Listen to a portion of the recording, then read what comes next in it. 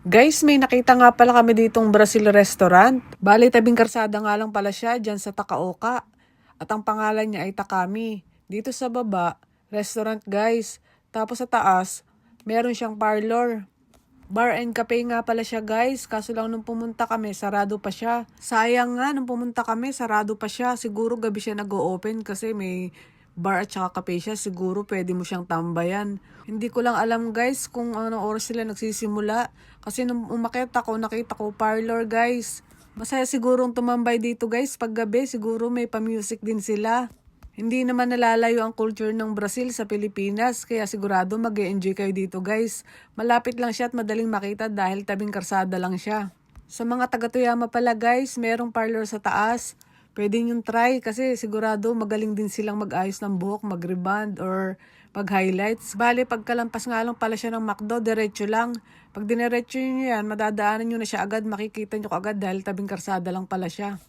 At sa baba pala guys, meron sila dong balcony na pwede siguro dong kumain or tumambay pag umorder kayo ng pagkain nila. Ayan, at pababa na nga pala ulit ako kasi sarado pa pala dahil parlor nga yung nasa taas. Next time nga pala, babalik kami dito, magpapaayos kami ng buhok. At saka tatry din namin kung masarap yung pagkain nila. Ito nga pala guys, papasok ako, papakita ko sa inyo kung ano itsura ng balcony niya. Sobrang ganda guys, parang sa Pilipinas lang. Sa may-ari nga pala ng store, pasensya na po at pumasok po ako kasi dapat kakain kami kaso nga lang sarado pa pala kayo. Ayan guys, tignan nyo yung balcony nila, ang lawak. Hindi ko alam, siguro pag gabi pwede mag-party dito. Pwede ka rin kumain pag umorder ka sa kanila. Diba ang ganda guys, nakaka-relax din dito kasi magandang tambayan. At shout out pala kay Lola, siya nga pala yung nagbibideo sa akin dyan. Medyo nag-post-post nga pala ako dyan kasi nagandahan ako doon sa balcony nila. Na-imagine ko para lang siyang nasa Pilipinas.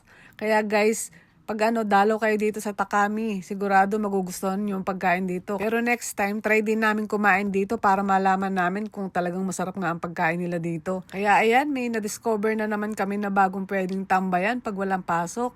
Lalo ngayon, magsa-summer na. Siyempre, magandang tambayan to, lalo na may mga drinks. Tapos may mga pa-music. Yun lang guys. Thank you. Bye-bye.